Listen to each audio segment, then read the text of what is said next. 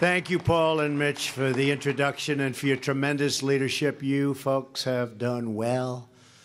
I just looked at some numbers. You've even done better than you thought, I think, based on what we just saw about 10 minutes ago. And I want to thank you to the governor of this incredible state, my very good friend, Jim Justice, and his wonderful wife, Kathy, who are with us. And Jim is now a proud member of the Republican Party. He was a Democrat. He switched over, right? You don't see that too often. Maybe we'll see it more and more, but thank you, Jim. And the hotel is beautiful and everything's beautiful. We appreciate it. It's great to be among so many friends for the second time this week. Tuesday was an incredible evening as we were all inspired. And I really mean that. We were inspired by America's heroes and uplifted by everyone who has sacrificed in the fight for freedom. They were and are incredible people that we saw that night, and tremendous courage. And one of the people, I have to say, boy, you got a very big hand, Steve. Steve Scalise. A great hand. And we're all truly blessed to be Americans. Before going any further, I want to send our prayers to everyone affected by the train accident yesterday, and especially to the family of the person who was so tragically killed. Our thoughts are with the victims and their loved ones, and thank you. With us today on stage is our incredible leadership team, and they really have. If you look, you just look at what's happened in the last short period of time. Without them, I could have never won the presidency, I guess. I don't know. Could I have won the presidency without that? Steve, yes, right? I don't know. But they've become very good friends, and we're now in battle together and in friendship together. Senate Majority Leader Mitch McConnell. Thank you, Mitch. Great guy. That was a big win we had, Mitch. Senate Majority Whip John Cornyn. John, thank you. Great job. House Majority Whip Steve Scalise. Again, Steve, thank you. House Majority Leader Kevin McCarthy. Kevin. Chair John Thune and House Conference Chair Kathy McMorris Rogers. Did they forget your name, John? I don't know. What's going on here? John Cornyn, everybody knows. They didn't put his name up, but that's okay. That's the first time that's ever happened. Hey, John, that'll never happen again. Working together, we've accomplished extraordinary things for the American people over the last year. And I really believe this is just the beginning. You know, Paul Ryan called me the other day, and I don't know if I'm supposed to say this, but I will say that he said to me, he has never, ever seen the Republican Party so united, so much in like with each other. But literally, the word united was the word he used. It's the most united he's ever seen the party, and I see it too. I have so many friends in this group, and there is a great coming together that I don't think either party has seen for many, many years. So, right? Yep. That's good. I was hoping he wouldn't deny that, but he did. He called me, and I thought it was very nice. So thank you, Paul, very much. Every day, we're removing government burdens and empowering our citizens to follow their hearts and to live out their dreams. The priorities of Republicans in Congress are the priorities of the American people. We believe in strong families, and we believe in strong borders.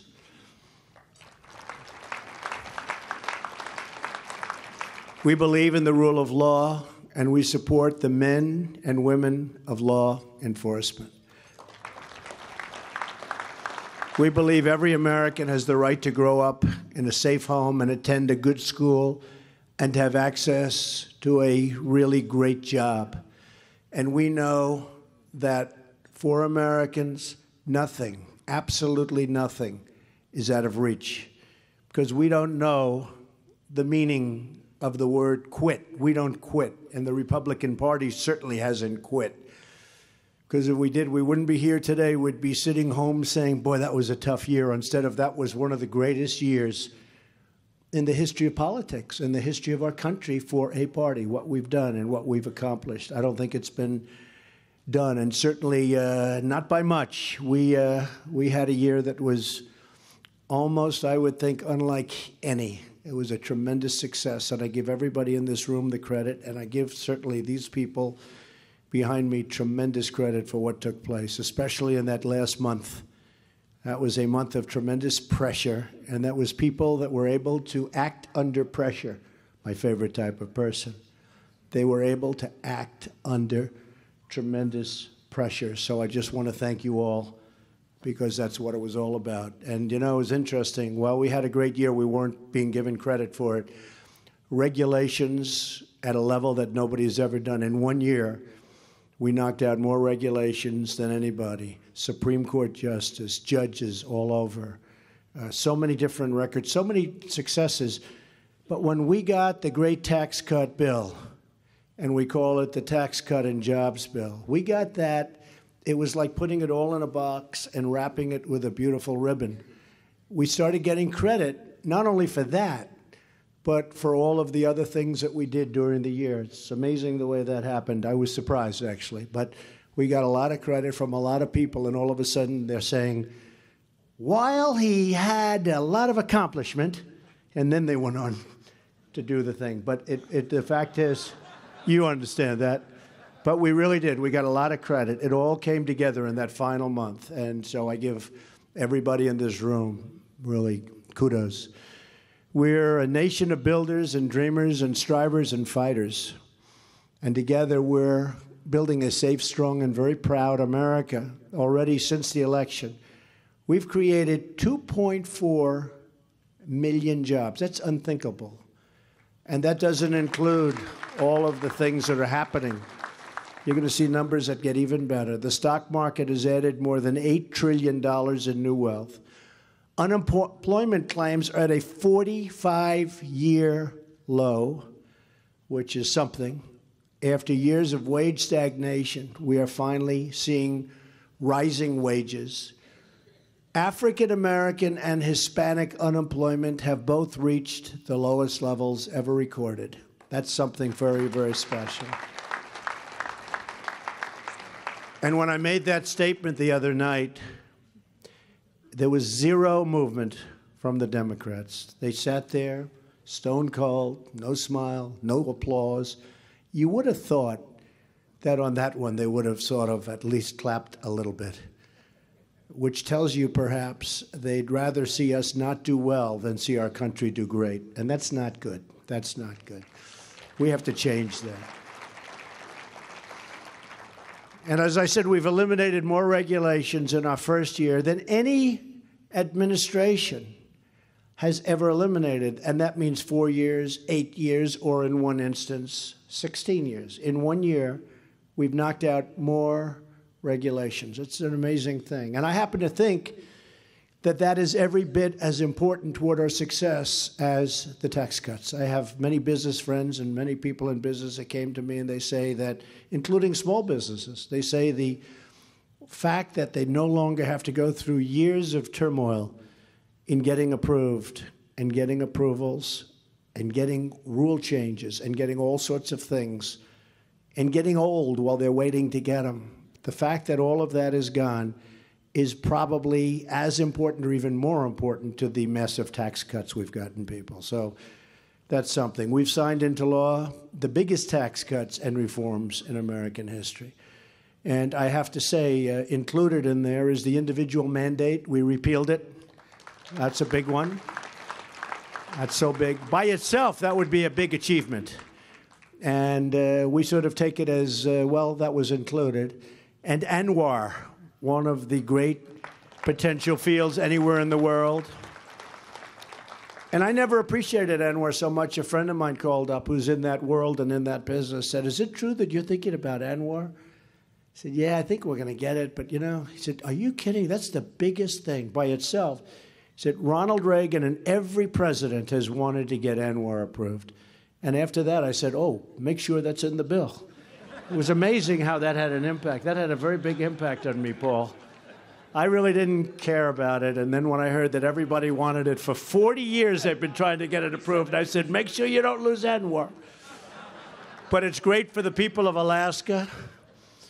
And Senator Sullivan, Senator Murkowski are here someplace. Where are they? But they are very happy campers. Where's Senator? Good, Senator. Thank you. They worked very. Where's Don Young? He's such a quiet guy. Where's Don? Don Young also. Don, thank you. So, no, we were always good together. We never had a problem with it. But you think about it, that by itself is a big bill. The individual mandate by itself is a big, powerful bill. That was just added on to what we did with the massive tax cuts. I want to thank Senate Finance Chairman and a very spectacular man, Orrin Hatch. Where's Orrin? Orrin is, I love listening to him speak. He said once, I am the single greatest president in his lifetime. Now, he's a young man, so it's not that much. And he actually once said, I'm the greatest president in the history of our country. And I said, does that include Lincoln and Washington? He said, yes. I said, I love this guy. I love him. But he is. He's a special guy. And House Ways and Means Chairman Kevin Brady for their incredible work. Kevin, where are you, Kevin? What a job. I'd call Kevin night after night. Kevin, what about this? What about that? You were always there. He was working. What did you average sleep for about 4 weeks? About maybe nothing. I think he had no average. But you did a great job. Nobody knows it better than you, Kevin. Thank you. Maybe we'll do a phase 2. I don't know. We'll do a phase 2. Are you ready for that, Kevin? I think you're ready. We'll get them even lower. But we are proud of you. Here in West Virginia, as a result of our tax cuts, the typical family of 4 will save roughly $2,000 a year. To lower tax rates for hardworking Americans, we nearly doubled the standard deduction for everyone. Now, the first $24,000 earned by a married couple is completely tax-free. And when I came into this beautiful building just a little while ago, one of the people said, you know, I just got a check, and I have $221 more than I had last year at this time in my envelope. And that's what we were waiting. We were waiting for February. And then we got hit with these corporations giving tremendous bonuses to everybody that Nancy Pelosi called crumbs. That was that could be like deplorable. Does that make sense? Deplorable and crumbs? Those two words, they seem to have a resemblance. I hope it has the same meaning. But she called it crumbs when people are getting $2,000 and $3,000 and $1,000. That's not crumbs. That's a lot of money. We also doubled the child tax credit, and that's so helpful to so many. We've gone from one of the highest business tax rates anywhere in the world to one of the most competitive, one of the lower ones, so that our great workers and companies can compete and win against anyone. We've now given them the tools to go out and win. And that's what they're doing. And they're also pouring back. A lot of you folks, you saw Davos the other day, they're coming back. I believe I brought hundreds of billions of dollars with me back from Europe, back from Switzerland, when I went there the other day to make a speech. They're so excited about this country and what's happening here. And they would never, ever have come. In fact, if the opposing party had won the election, you would have had tremendous new rules and regulations put on everything, and other things would have happened. And instead of going up almost 50%, your stock market, in my opinion, would have gone down 50%. I really believe that, because they were stifling it. They were getting prepared to stifle even worse than it was. The changes to our business tax alone are expected to raise average household income by $4,000. Roughly 3 million workers have already received tax cut bonuses and raises totaling thousands and thousands of dollars per worker. And that's just over the past 6 weeks alone. Because of our tax cuts, Apple is investing $350 billion in the United States, they're bringing $240 billion back. $240 billion. They're going to pay a tax of $38 billion, Mitch, $38 billion. But they're going to invest a total of $350 billion. And when I first heard the number, I said, you don't mean billion, you mean $350 million. Because I've been saying to Tim Cook, Tim, we got to build plants here. You know, for $350 million, you can build a beautiful plant. But for $350 billion, they're going to build a lot of plants. And this would have never happened without us and the work you've done. And they're hiring 20,000 workers, by the way. And 2 days ago, ExxonMobil, in addition to many others, just announced that they're investing $50 billion in the United States. So the good news just keeps on rolling in, and it's going to. And I want to thank Senator Tim Scott for Opportunity Zones. Our tax plan encourages this investment. Where is Tim? What a good guy Tim is. Tim, see him over there somewhere?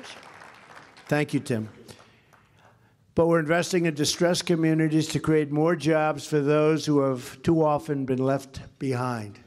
And Tim worked hard on that. We want every American to know the dignity of work, the pride of a paycheck, and the satisfaction of a job really well done. And we're reaching our hand all across the aisle in pursuit of common ground and common sense reforms for the good of all Americans, all Americans. We can reform our prison system to help those who have served their time get a second chance at life. And I've watched this, and I've seen it, and I've studied it. And people get out of prison, and they made a mistake. And not all. Some are very bad, but many are very good. And they come home, and they can't get a job. It's sad. They can't. They can't get a job. Now, the best thing we've done to fix that, Paul, is the fact that the economy is just booming.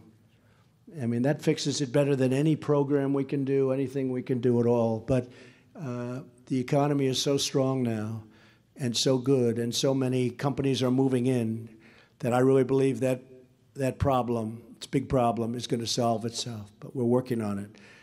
We can invest in workforce development, job training, and open new vocational schools because we want every American to be able to reach their full God-given potential. Vocational schools. Today you have community colleges and you have all of the... When I was growing up, we had vocational schools. And when I was going to school, I remember I was in high school and there were people in class, one person in particular, he wasn't like the greatest student. And he just wasn't. And yet I saw him one day and he was able to fix a car engine blindfolded. And everybody else was saying, that's amazing how talented he is. He had a different kind of a talent. And we should have vocational schools. You learn mechanical, you learn bricklaying and carpentry and all of these things. We don't have that very much anymore. And I think the word vocational is a much better word than, in many cases, a community college. A lot of people don't know what a community college means or represents. So we're working very hard on vocational schools so that when all these companies move into this country, we're going to have a workforce that knows exactly what they're doing. In addition to that, when they move in, we're giving them incentives to also train people themselves, because in many ways, that's the best way to do it. In Wisconsin, we have a great company moving in. They make all of the Apple iPhones, and they're going to have a big program. They're going to have a tremendous program to teach people how to do this, because it's a whole new skill, and it'll be very successful. We can reduce the price of prescription drugs and ensure that terminally ill patients have a right to try. So important, right to try. You know, those drugs, they sit in there for 12, 13, 14 years, and a person's terminally ill. They have 2 months left. And under the old system, they don't want to give them even an experimental medicine because they're afraid they're going to be hurt. Well, they're not going to be around for 2 months. So they'll sign a waiver, and we're going to give them the hope of finding something. You have people, and I've known people like this, they travel all over the world to try and find a cure. And we have great experimental drugs, but it'll be years before they come onto the market. So it's called Right to Try, and I hope you folks can approve it, and I hope you agree with it, but I think it's so important. It's so important. And Scott Gottlieb is heading it up, and It's, or the other thing you get is you learn pretty quickly how effective it is. Does it work? But you learn it really very quickly. So right to try.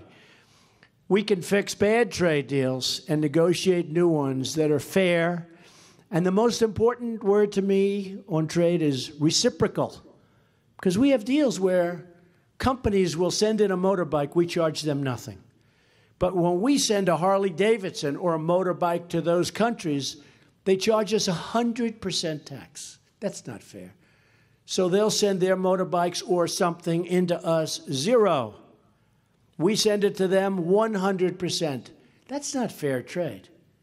That's not fair. So I like the word reciprocal. If they're going to do it to us, we're going to do it to them.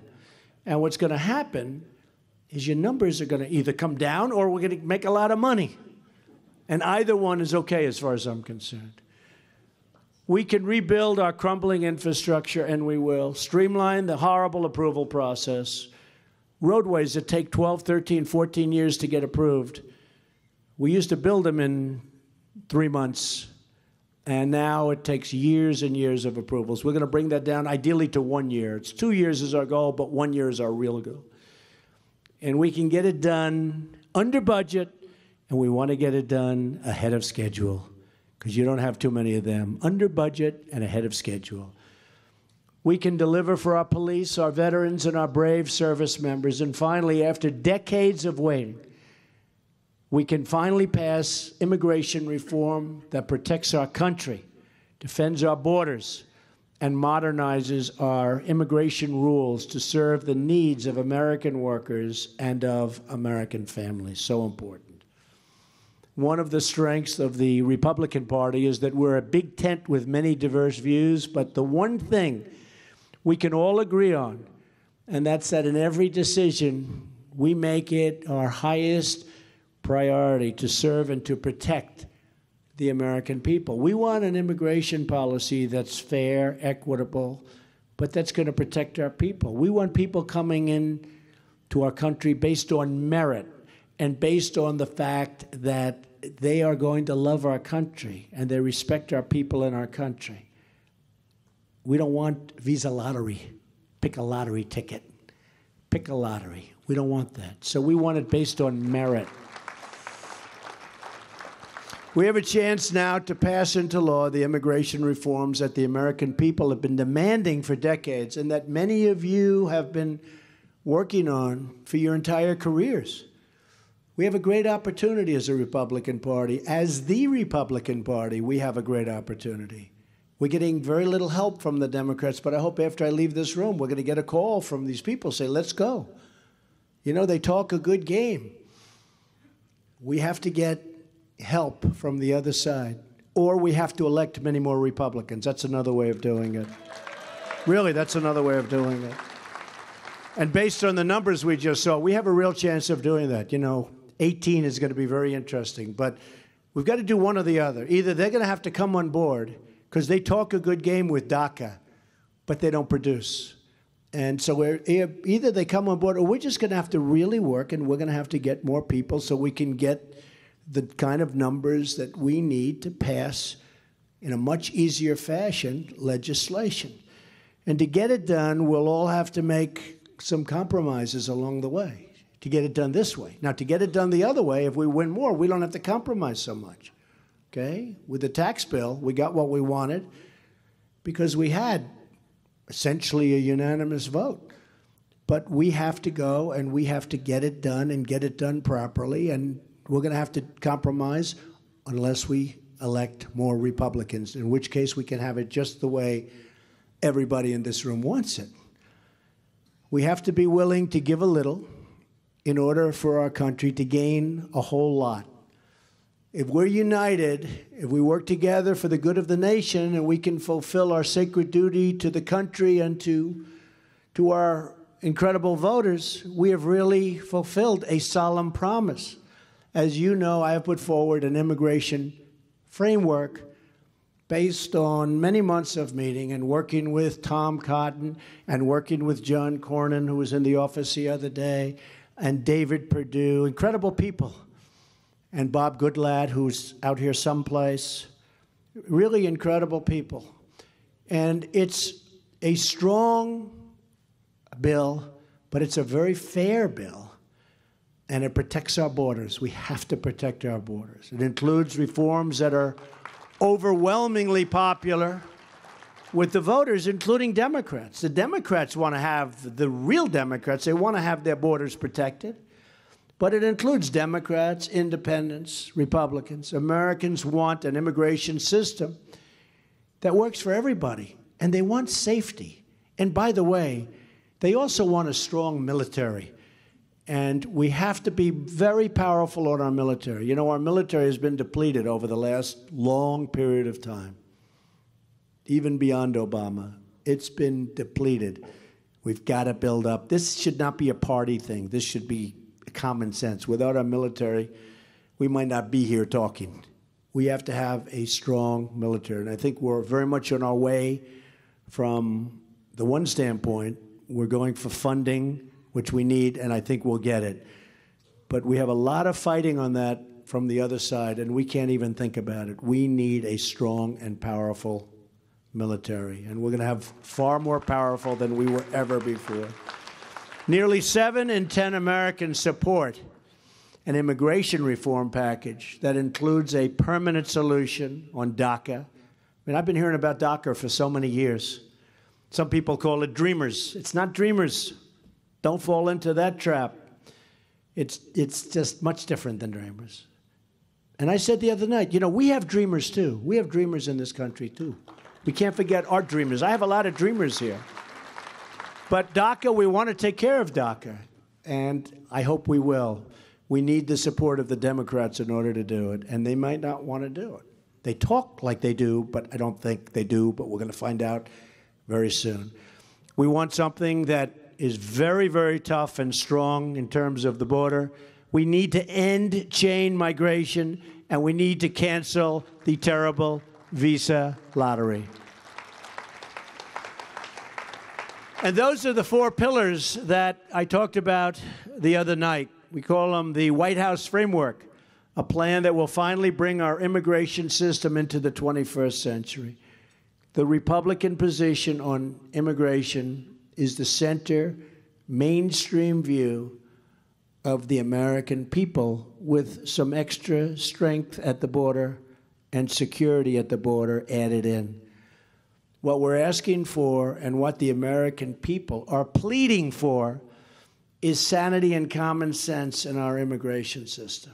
We want immigration rules that protect our communities, defend our security, and admit people who will love our country and contribute to our society.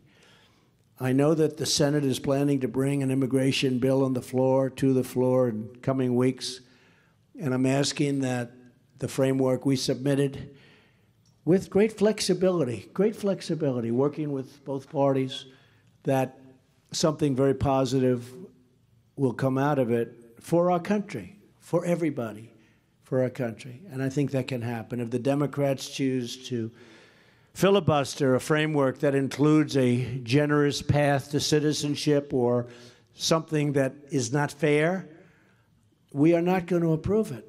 We're just not going to approve it. So we'll either have something that's fair and equitable and good and secure, or we're going to have nothing at all. And this has been going on for many years. It doesn't make sense, however, to have nothing at all, because this is something that people want. So we will be demonstrating that we are very, very serious. One of the reasons I gave a number that was, I thought, a very generous number was because I wanted to see whether or not they were interested in approving that. Because if they don't approve something within that sphere, that means, very simply, that they're not looking to approve it at all.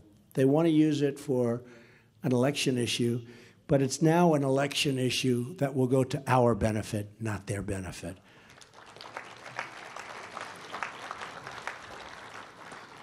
But make no mistake, I will not rest until we have delivered for the citizens of our great country so many different things: immigration, the strong military. We've done an awfully good job of protecting our Second Amendment.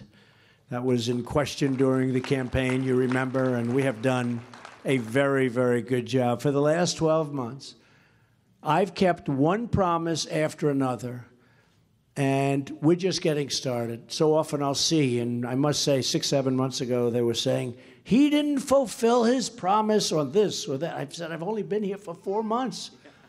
You know, other people were there for 8 years, and they would finally get something passed. I was there 4 months, you know this, Paul, and they were saying, he didn't fulfill a promise. But now we've fulfilled far more promises than we promised. And they're having a hard time with that. We have seriously fulfilled promises. I call it promises plus. And one of the things we're doing that's so important, that Mitch has worked so hard on, and Don and everybody, is the justices, the judges all over the country. We're filling up the courts with really talented people who understand and read the Constitution for what it says. So it's really not talked about that much, but it is a tremendous impact. It's having already a tremendous impact, and we have incredible people lined up, just lined up, that are getting ready to go into the courts. And in many ways, Mitch, I think it's going to be one of the most important things, if not the most important thing that we're doing. Defense is always the most. Got to be the most, John, right? But what we're doing with the courts, I think, is going to go down as one of the greatest achievements. So I want to thank you for that. Thank you. Not only are we protecting America at home, we're protecting our interests abroad. It's time to finally end the dangerous defense sequester. It would be wonderful if we could go back to a budget in order to fully fund our military and do it properly and order properly and have it over a period of time and do it the right way. So at some point, I hope we're going to be able to do that, and it should work. And in order to defeat terrorists, we're also asking Congress to ensure that we continue to have all necessary power and everything we need to defeat and detain the terrorists. We can't treat terrorists like common criminals. They are really unlawful enemy combatants. When you see what they do and the way they do it and the level of ferocity, we can't treat them the way we do the ordinary criminal. And as you saw on Tuesday, I've signed an order keeping open our very secure detention facilities at Guantanamo Bay. It's another promise kept. And there's one more very important promise we're keeping. No longer are we making apologies for America. We don't apologize anymore. We're proud of our history, we're confident in our values, and we're grateful to our heroes. And we are determined to create a brighter future for all of our people. We are restoring the bonds of love and loyalty that unite us all, as friends, as neighbors, as citizens, as Americans. Because when Americans are united, nothing at all, nothing can stop us. We win. As I said the other night, we are a nation that built the Empire State Building in 1 year. Actually, to be exact, we built it in less than a year. Would you believe it? Working 24 hours around the clock. We built the Hoover Dam in record time. We built the Golden Gate Bridge. We linked our nation together with railroads and highways. We dug out the Panama Canal. We're the nation that won 2 world wars, defeated fascism and communism, and put satellites into space and planted our great American flag on the face of the moon. We've healed the sick, cured disease, and cared for the poor like no other nation. We've lifted millions into prosperity and delivered millions into freedom. This is our legacy. This is our birthright. And this is the foundation on which we build our very glorious future. Because together, we are indeed making America great again. Thank you, and God bless you all. Thank you very much. Thank you.